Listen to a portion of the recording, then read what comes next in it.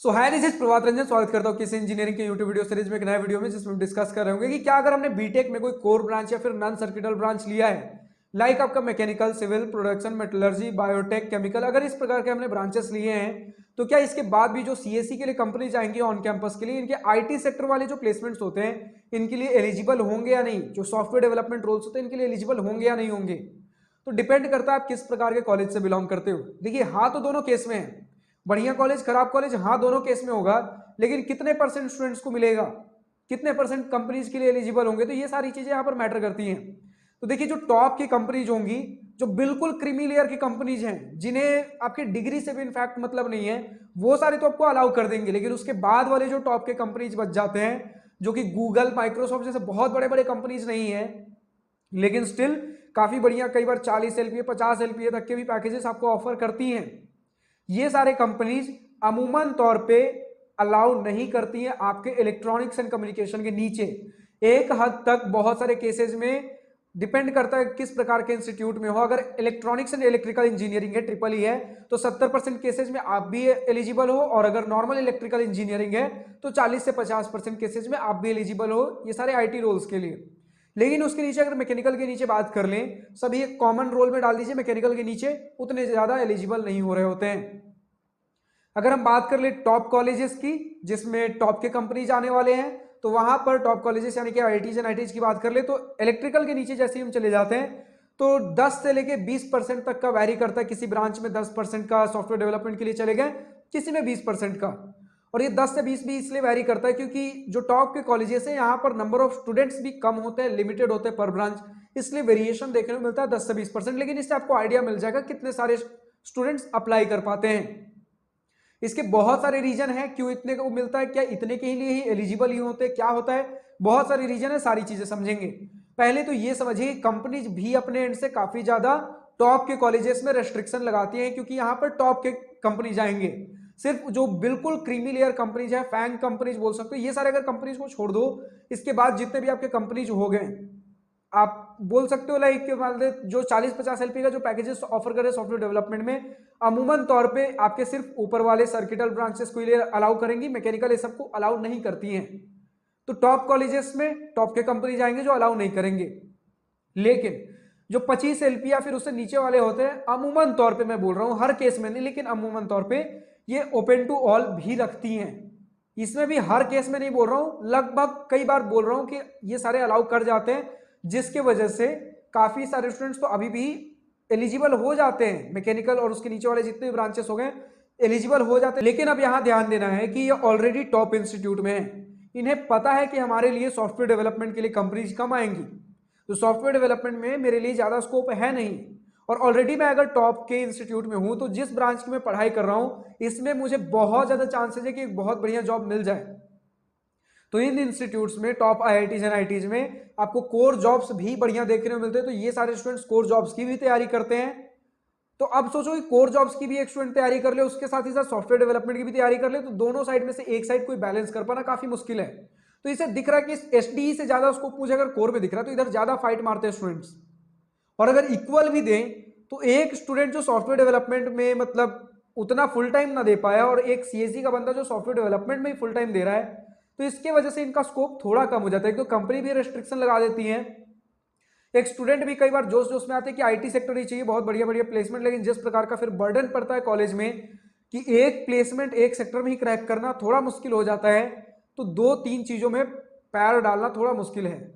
तो ये सारे स्टूडेंट क्या करते हैं, एक कम से कम बढ़िया, अगर कोर कर रहे तो कोर कम से कम बढ़िया पकड़ेंगे, और उसके बाद डेटा एनालिसिस हो गया, तो ये सारे जो हमारे जॉब रोल्स हो गए, कुछ सप्लाई चेन हो गया, कम से कम ये एक साइड में पकड़ के रखते हैं, क्योंकि इनमें एफर्ट कम लगता है और अश्योरेंस होती कुछ नहीं, तो कम से कम ये हमें देखने को मिल जाएगा। टॉप कॉलेजेस के बारे में बता रहा हूं, तो कम से कम एक सेफ वाला पकड़ कर चलते हैं, और एक कम से कम बढ़िया कोर जो है काफी बढ़िया हमें देखने को मिलता है। आपके अगर डेटा एनालिसिस से कंपेयर कर लीजिए, अगर एक बढ़िया कोर कंपनी में जा रहे हो तो। अब इसमें भी देखिए, किसी का रहता है कि मतलब मुझे पैसा ही चाहिए, तो on an average data analysis बात कर लीजिए या फिर कोर बात कर लीजिए, लगभग सेम पैकेज हमें देखने को मिलता है, सेम अगर कॉलेज की बात कर ले तो। लेकिन वही निकालना, क्रैक करना काफी आसान है। डेटा एनालिसिस, कई बार कुछ डेटा एनालिसिस वाले कंपनीज जो हो सकते हैं, डेटा एनालिटिक्स वाले, डेटा एनालिसिस वाले, जो भी बोल सकते हो, अमूमन तौर पे हम डेटा एनालिटिक्स बोलते हैं। तो ये सारे कंपनीज कई कुछ केसेस में आपको बेटर वर्क लाइफ बोल सकते हो, बढ़िया प्रोवाइड कर देते हैं। तो यहाँ पर हमें देखना होगा कौन सा कंपनी मेरे लिए बेटर है, लेकिन ये बाद की बात है, पहले अपने लिए एक सेक्टर चुनना है ना, तो एक सेफ का सेक्टर और एक कम से कम मेन स्ट्रीम सेक्टर, ये हम दो चीजें चुनकर चलते हैं। ये सारी चीजें हो गई। लेकिन वही अगर हम बात कर ले अपने छोटे कॉलेजेस के बारे में, टियर 3 कॉलेजेस, टियर 4 कॉलेजेस, यहाँ पर कोर की कंपनीज लगभग ना के बराबर आती हैं। तो जो कंपनीज आएंगी, जो प्लेसमेंट के लिए आप एलिजिबल होंगे भी, वो आपका आईटी सेक्टर ही होगा। और यहाँ पर जो आईटी सेक्टर वाले कंपनीज आते हैं, वो मैंने पिछले कुछ 2-3 आपके जो प्लेसमेंट वाले कुछ वीडियोज आए हैं, इसमें मैंने बताया जो टियर 3 कॉलेजेस होते हैं, इसमें ऊपर के अगर पिरामिड स्कीम की बात कर लो, ऊपर के टॉप कंपनीज नहीं आते हैं, बहुत कम आते हैं। नीचे वाले जो कंपनीज होते हैं वो बहुत सारे आते हैं। तो नीचे वालों को बस चाहिए कि अगर आपको थोड़ा बहुत भी स्किल आता है, हम आपको रख लेंगे। तो यहाँ पर ये सारे कंपनीज बहुत ज्यादा अपॉर्चुनिटी देते हैं आईटी सेक्टर के जॉब्स के लिए इन सभी स्टूडेंट्स को, तो ये यहाँ बढ़िया हो जाती है। लेकिन बात कर लीजिए तो प्लेसमेंट्स, जो यहाँ आपको बढ़िया कॉलेजेस में इवन डेटा एनालिसिस और कोर सेक्टर में भी जो पैकेजेस मिलेंगे, उससे आधे से भी कम पैकेजेस में बहुत सारे टियर 3 कॉलेजेस में आईटी सेक्टर में इवन सीएसई वाले स्टूडेंट्स भी जा रहे होते हैं। ये सारी चीजें भी हमें देखने को मिली हैं। बट अगेन ये हर किसी के लिए एप्लीकेबल नहीं है, क्योंकि इस प्रकार में जो हम टॉप एनआईटीज आईआईटीज की बात कर रहे हैं, हो सकता है आप बोलो इस टॉप में भी बहुत नीचे वाले आईआईटी एनआईटी को ले लो कि भैया इसमें तो इस पर्टिकुलर कोर ब्रांच में इतना कहीं पैकेज जाता है कम का, और इसमें टियर 3 में बढ़िया वाला थोड़ा ले लो, क्योंकि यहाँ तो रेंज होता है ना, टियर 3 में ऊपर से नीचे तक का कुछ रेंज होगा, लोअर टियर 3 अपर टियर 3। तो यहाँ आप टियर 1 में या टियर 2 में लोअर वाला ले लो और टियर 3 में अपर वाला ले लो, और फिर कंपेयर करो भैया जो आपने डेटा दिया हो तो सही नहीं है। मैं अमूमन तौर पे इन जनरल तरीके से बता रहा हूं, ठीक है। तो इस तरीके से चीजें चलती हैं। यहां पर आपको अलाउ तो कर दिया जाएगा, और आपको भी पता है कि मेरे लिए जो स्कोप है आईटी सेक्टर ही है, कॉलेज को भी पता है आईटी सेक्टर ही है। तो यहाँ पर आईटी सेक्टर में काफी सारे स्टूडेंट्स पहले से ही एफर्ट मारते हैं, बजाय कि जैसा हमने देखा टियर 1 टियर 2 में, जहां पर स्टूडेंट्स थोड़े कंफ्यूज होते हैं, और जो कंफ्यूज नहीं होते हैं उन्हें पहले से पता है कि मुझे करना है तो आईटी सेक्टर में ही करना है, इधर उधर डाइवर्ट नहीं होना है। तो वो सारे लोग मैकेनिकल, केमिकल, सिविल में भी होके पता है कुछ कंपनीज तो आएंगे ही, और नहीं आएंगे तो ऑफ कैंपस ट्राई कर लूंगा, आईआईटी एनआईटी या फिर बड़े कॉलेज का मेरे पास ब्रांड नेम भी है। अब ब्रांड नेम हो गया, टैग वैल्यू आईआईटी एनआईटी का कहां काम करता है, इसके ऊपर भी ऑलरेडी वीडियो अपलोडेड है, बस सर्च करिए where IIT NIT tag works in real life Prabhat Ranjan, video आ जा रहा होगा। तो जितने भी आप इस प्रकार की चीजें सोच सकते हो, ऑलमोस्ट सभी के ऊपर वीडियो अपलोडेड है, और अगर नहीं है तो कमेंट सेक्शन में लिखिए किसके ऊपर वीडियो चाहिए, आपके लिए वीडियो आ जा रहा होगा। तो वापस से आए तो हमने देख लिया कि यहाँ पर आईटी सेक्टर के लिए बहुत ज्यादा स्कोप है, लेकिन किस प्रकार के स्कोप है, किस तरीके की कंपनीज आ रही होंगी, वो हमने देख लिया इन कंपैरिजन टू आपके टॉप कॉलेजेस। तो ये सारी चीजें भी होती है। लेकिन अगर हम बात कर ले सेम, अगर आपके टियर 3 में ही, तो क्या एक मैकेनिकल सिविल वाले बंदे को भी सेम स्कोप, सेम अपॉर्चुनिटी मिलता है आईटी सेक्टर में जितना एक सीएससी को मिलेगा?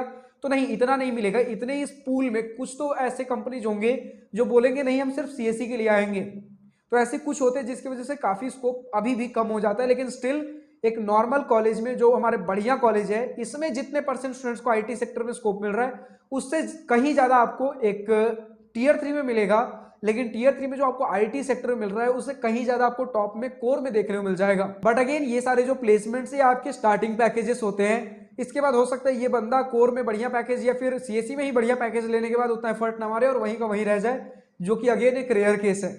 और अगेन हम बात कर ले थोड़ा सा, यहाँ पर कई ज्यादा केस देखने को मिलता है जो काफी ज्यादा सीरियसली फाइट मारते हैं, लाइफ को लेकर सीरियस है, टियर 3 कॉलेज से पढ़े, आईटी सेक्टर में काफी कम पैकेज पे ज्वाइन किए, कुछ सर्टिफिकेशन कोर्सेज किए, कहीं पर हमने बढ़िया कॉलेज से वापस से पढ़ लिया, कहीं एमबीए कर ली, बहुत सारी चीजें हो जाती हैं, और इसके बाद हमने काफी बढ़िया एक जॉब सिक्योर किया, या फिर इसी में हमने आईटी सेक्टर में ही प्रमोशन लेते लेते काफी चीजें सीखते सीखते एक बढ़िया हम पोजीशन पर पहुंच गए। तो ये सारी चीजें भी होती हैं।